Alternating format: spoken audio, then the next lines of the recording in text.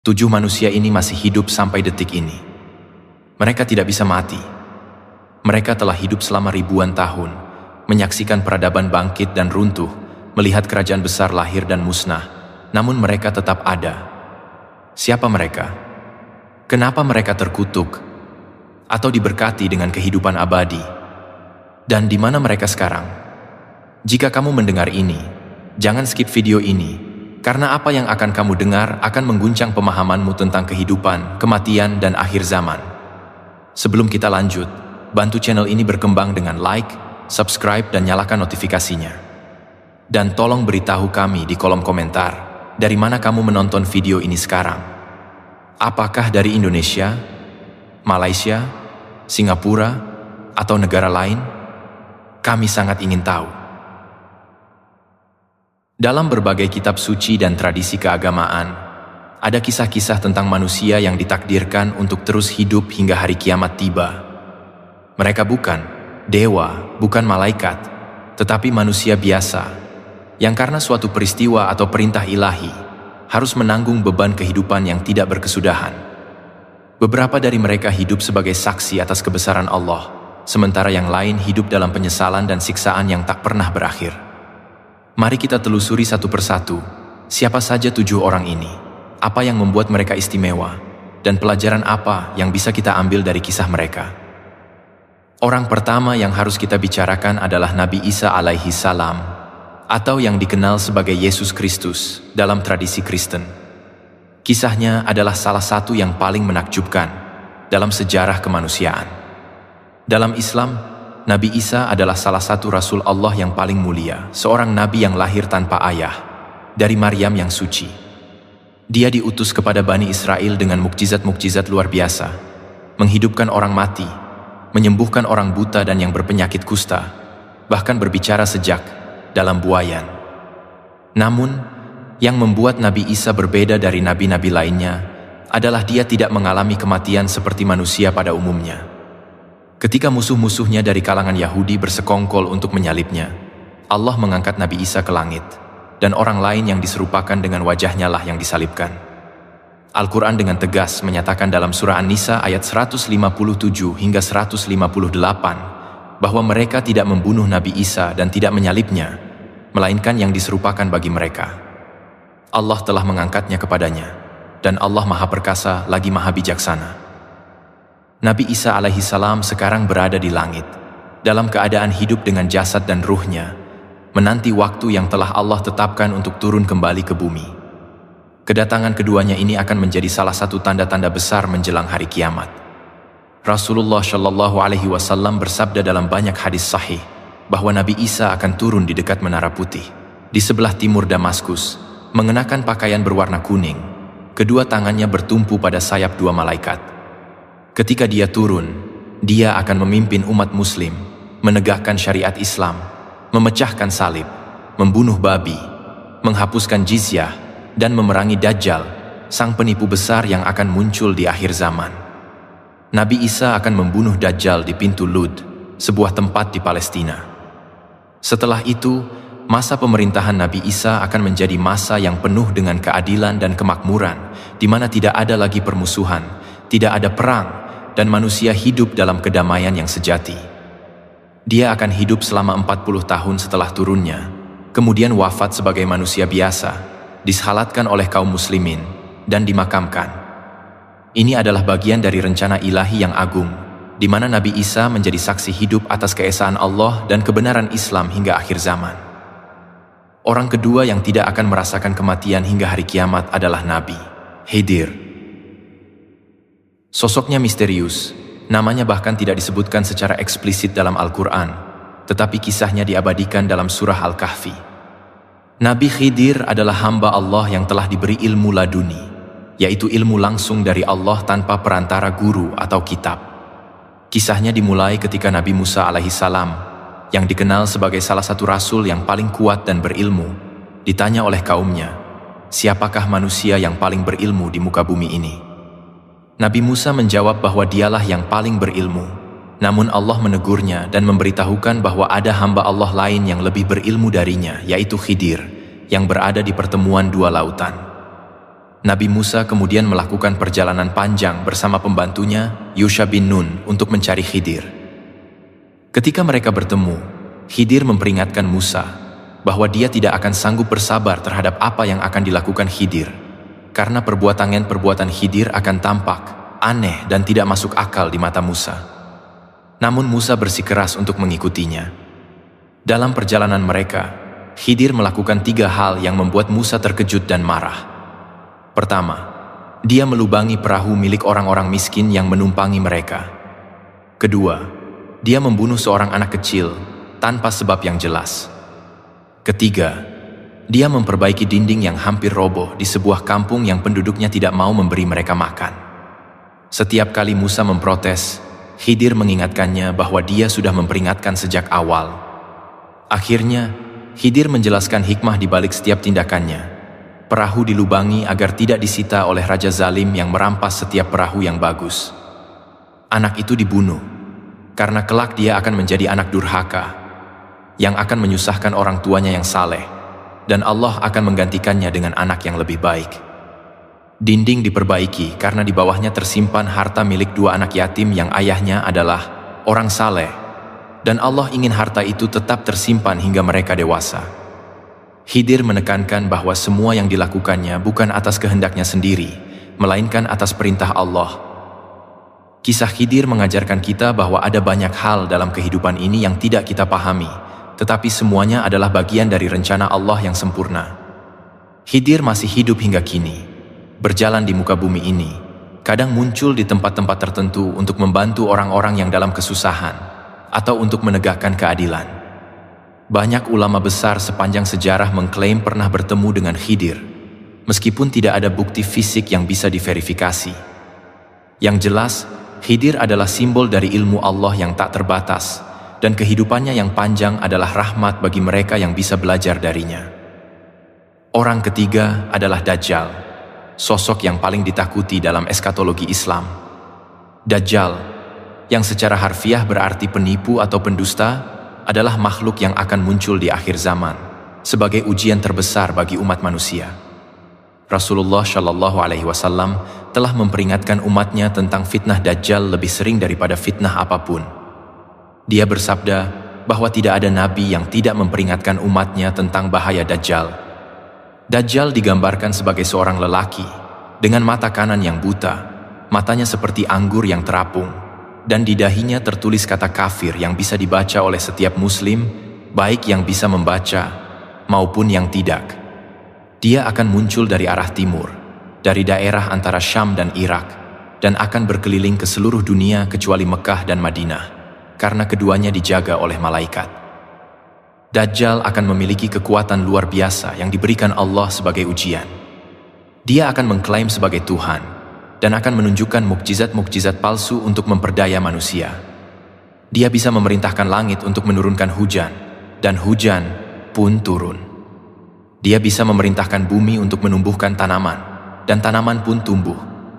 Dia bahkan bisa menghidupkan orang mati, meskipun itu sebenarnya adalah tipu daya setan. Banyak orang akan tertipu olehnya karena kehidupan dunia yang sulit, dan mereka akan mengikuti Dajjal demi mendapatkan makanan dan kekayaan. Namun, orang-orang beriman yang teguh akan menolaknya, meskipun mereka harus menanggung kemiskinan dan kesulitan. Rasulullah bersabda bahwa 1 hari di masa Dajjal akan seperti 1 tahun, kemudian 1 hari seperti 1 bulan, kemudian 1 hari seperti 1 minggu, dan akhirnya hari-harinya akan seperti hari-hari biasa. Total masa kemunculan Dajjal adalah 40 hari, tetapi karena perbedaan panjang hari, totalnya bisa jauh lebih lama. Pertanyaan besar adalah, di mana Dajjal sekarang? Menurut hadis sahih yang diriwayatkan oleh Muslim, Rasulullah menceritakan kisah dari Tamim Ad-Dari, seorang sahabat yang dulunya Kristen sebelum masuk Islam. Tamim menceritakan bahwa dia dan sekelompok pelaut pernah terdampar di sebuah pulau setelah badai. Di pulau itu, mereka bertemu dengan makhluk berbulu lebat bernama Al-Jassasah yang menunjukkan mereka ke sebuah biara di mana mereka menemukan seorang lelaki yang sangat besar dan sangat kuat, dirantai dengan besi yang sangat tebal. Lelaki itu bertanya kepada mereka tentang berbagai tanda-tanda akhir zaman, termasuk tentang mata air Zogar, pohon kurma baisan, dan nabi yang buta huruf dari bangsa Arab. Setelah mendengar jawaban mereka, lelaki itu mengatakan bahwa dia adalah Dajjal, dan dia hampir diizinkan untuk keluar. Rasulullah mengonfirmasi bahwa lelaki yang dirantai itu memang Dajjal, dan dia saat ini ditahan di sebuah pulau di tengah lautan, menunggu waktu yang tepat untuk dilepaskan sebagai ujian terakhir bagi manusia. Ketika dia keluar, hanya dengan turunnya Nabi Isa alaihi salam lah dia bisa dikalahkan. Orang keempat adalah Yajuj dan Majuj, atau Gog dan Magog dalam tradisi barat. Mereka bukan satu orang, melainkan dua bangsa atau kelompok besar yang jumlahnya sangat banyak, mungkin mencapai miliaran. Mereka adalah keturunan dari Adam alaihi salam, tetapi mereka terpisah dari peradaban manusia sejak zaman dahulu. Kisah mereka disebutkan dalam Al-Quran dalam surah Al-Kahfi dan surah Al-Anbiya. Pada masa Zulkarnain, seorang raja yang saleh dan adil yang Allah beri kekuatan untuk berkeliling dunia, masyarakat yang tinggal di daerah dekat pegunungan yang terpencil meminta bantuan Zulkarnain untuk melindungi mereka dari serangan Yajuj dan Majuj. Mereka mengatakan bahwa Yajuj dan Majuj adalah makhluk pembuat kerusakan yang sering menyerang dan merampok mereka. Zulkarnain kemudian membangun sebuah penghalang raksasa dari besi dan tembaga yang dilebur, sebuah tembok yang sangat tinggi dan kokoh, sehingga Yajuj dan Majuj tidak bisa memanjatnya atau menembusnya. Sejak saat itu, Yajuj dan Majuj terperangkap di balik tembok tersebut, hidup dan berkembang biak dalam jumlah yang sangat besar. Setiap hari mereka mencoba menembus tembok itu, menggali dan menggerogotinya. Tetapi ketika mereka hampir berhasil, Allah mengembalikan tembok itu ke kondisi semula pada malam harinya. Namun, ada satu hari nanti, ketika tanda-tanda akhir zaman semakin jelas, salah seorang dari mereka akan mengatakan, "Insya Allah, kita akan meneruskan besok, dan dengan seizin Allah, mereka akan berhasil menembus tembok itu." Ketika Yajuj dan Majuj keluar, mereka akan menyebar ke seluruh dunia dengan kecepatan luar biasa, merusak segala sesuatu di jalan mereka. Mereka akan meminum danau, sungai, dan bahkan danau Tiberias sampai kering. Mereka akan membunuh manusia dan hewan tanpa ampun. Ketika mereka merasa telah menguasai bumi, mereka akan menembakkan anak panah ke langit dan berkata bahwa mereka telah mengalahkan penghuni bumi, dan kini mereka akan mengalahkan penghuni langit. Allah akan mengirimkan anak panah mereka kembali dengan berlumuran darah sebagai ujian lebih lanjut bagi mereka, dan mereka akan mengira bahwa mereka benar-benar telah mengalahkan langit. Pada saat itu, Nabi Isa alaihi salam dan orang-orang beriman akan mengungsi ke Gunung Tur, berdoa kepada Allah untuk diselamatkan. Allah kemudian akan mengirimkan sejenis ulat atau cacing yang disebut Nagaf, yang akan menyerang leher Yajuj dan Majuj, membunuh mereka semua dalam semalam. Bumi akan dipenuhi dengan mayat dan bau busuk mereka, sehingga Nabi Isa dan pengikutnya berdoa lagi, dan Allah akan mengirimkan burung-burung besar yang akan membawa mayat-mayat itu dan membuangnya ke laut. Setelah itu, Allah akan menurunkan hujan yang membersihkan bumi, dan kehidupan akan kembali normal dengan penuh berkah. Yajuj dan Majuj saat ini masih hidup di balik tembok mereka, jumlah mereka terus bertambah, menunggu hari ketika mereka akan dilepaskan sebagai salah satu ujian terbesar bagi manusia. Orang kelima yang tidak akan merasakan kematian hingga hari kiamat adalah seorang lelaki yang dikutuk oleh Nabi Isa alaihi salam. Kisah ini lebih dikenal dalam tradisi Kristen sebagai kisah Ahasuerus atau The Wandering Jew, tetapi ada versi serupa dalam beberapa literatur Islam. Menurut cerita, ketika Nabi Isa sedang diseret untuk disalibkan oleh orang-orang Romawi, dia melewati rumah seorang lelaki Yahudi yang menolak untuk memberikan air kepada Nabi Isa yang kehausan, bahkan mengusirnya dengan kasar. Sebagai hukuman atas kekejamannya, lelaki itu dikutuk untuk tidak pernah mati, melainkan berjalan di muka bumi selamanya hingga hari penghakiman tiba. Dia akan mengalami semua penderitaan dunia, melihat orang-orang yang dicintainya mati satu persatu, tetapi dia sendiri tidak bisa mati. Setiap kali dia mencoba mengakhiri hidupnya, dia tidak bisa, karena kutukan itu mengikatnya pada kehidupan abadi yang penuh penyesalan. Dalam beberapa versi cerita, lelaki ini dikatakan telah muncul di berbagai tempat sepanjang sejarah, kadang-kadang memberi kesaksian tentang peristiwa-peristiwa besar yang dia saksikan, tetapi selalu dalam keadaan gelisah dan penuh penyesalan. Meskipun kisah ini lebih merupakan legenda daripada fakta sejarah yang terverifikasi, pesan moral di baliknya sangat kuat, bahwa kekejaman dan penolakan terhadap rahmat ilahi akan membawa konsekuensi yang mengerikan. Kehidupan abadi yang seharusnya menjadi berkah, bagi lelaki ini menjadi kutukan yang paling berat, karena dia harus menanggung beban dosa dan penyesalannya tanpa akhir. Orang keenam adalah seorang sahabat Nabi Muhammad SAW yang namanya tidak disebutkan dalam hadis sahih, tetapi dalam beberapa riwayat disebutkan bahwa ada seorang sahabat yang meminta kepada Allah untuk diberi umur panjang, agar dia bisa terus berjihad dan beribadah hingga akhir zaman. Doanya dikabulkan, dan dia diberi kehidupan yang sangat panjang, jauh melampaui umur manusia normal. Menurut beberapa ulama, orang ini mungkin masih hidup hingga sekarang, berjalan di antara manusia, menyaksikan perubahan zaman, dan terus beribadah kepada Allah.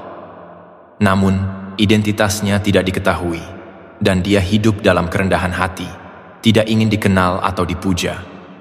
Kisahnya adalah pengingat bahwa kehidupan panjang bisa menjadi berkah jika diisi dengan ketaatan, tetapi bisa juga menjadi beban jika tidak dimanfaatkan dengan baik. Orang ketujuh yang tidak akan merasakan kematian hingga hari kiamat adalah seorang pemuda dari kalangan pengikut Dajjal yang akan dibunuh oleh Dajjal dan kemudian dihidupkan kembali sebagai bukti kekuatan Dajjal. Namun, ketika pemuda ini dihidupkan kembali, dia tidak akan tertipu lagi oleh Dajjal. Sebaliknya, dia akan menghadapi Dajjal dengan berani dan berkata, "Sekarang saya semakin yakin bahwa kamu adalah Dajjal yang telah diperingatkan oleh Rasulullah." Dajjal akan mencoba membunuhnya lagi. Tetapi kali ini dia tidak akan bisa, karena Allah telah melindungi pemuda itu. Rasulullah SAW bersabda dalam hadis sahih, bahwa pemuda ini adalah orang yang paling tinggi derajatnya di antara para syuhada, para martir, karena keberaniannya menghadapi Dajjal dan keimanannya yang teguh. Dia akan terus hidup, menjadi saksi atas kedustaan Dajjal, hingga Nabi Isa alaihissalam turun dan membunuh Dajjal. Setelah itu, pemuda ini akan wafat sebagai martir yang mulia, dan tempatnya adalah di surga bersama para nabi dan orang-orang saleh. Kisah-kisah tentang ketujuh orang ini mengajarkan kita banyak pelajaran penting. Pertama, kehidupan abadi di dunia ini bukanlah berkah yang mutlak, melainkan bisa menjadi ujian, atau bahkan kutukan, tergantung bagaimana kita menjalaninya. Nabi Isa dan Khidir hidup lama karena tugas ilahi yang mulia, sementara Dajjal, Yajuj dan Majuj, dan lelaki yang dikutuk hidup lama sebagai bagian dari ujian atau hukuman. Kedua, kehidupan di dunia ini adalah sementara bagi kebanyakan manusia. Tetapi ada takdir-takdir khusus yang Allah tentukan untuk tujuan tertentu, dan kita harus beriman bahwa semua itu adalah bagian dari hikmat-Nya yang sempurna. Ketiga, tanda-tanda akhir zaman yang melibatkan orang-orang ini adalah pengingat bagi kita untuk selalu bersiap, memperkuat iman, dan menjauhi fitnah-fitnah yang akan datang. Rasulullah SAW telah mengajarkan kita untuk selalu berlindung kepada Allah dari fitnah Dajjal. Bahkan dalam setiap salat kita, dianjurkan untuk membaca doa, Allahumma inni a'udzubika min adzabil qabri, wa min adzabi jahannam, wa min fitnatil mahya wal mamat, wa min syarri fitnatil masihid Dajjal, yang artinya, Ya Allah, aku berlindung kepadamu dari azab kubur, dari azab neraka jahanam, dari fitnah kehidupan dan kematian, dan dari kejahatan fitnah Al-Masih Ad-Dajjal. Doa ini bukan hanya sekadar kalimat, tetapi adalah benteng spiritual yang harus kita perkuat setiap hari. Kita juga diajarkan untuk memperbanyak membaca dan menghafalkan 10 ayat pertama dari surah Al-Kahfi, karena Rasulullah bersabda bahwa barang siapa yang membaca atau menghafalkan 10 ayat dari awal surah Al-Kahfi, dia akan terlindungi dari fitnah Dajjal.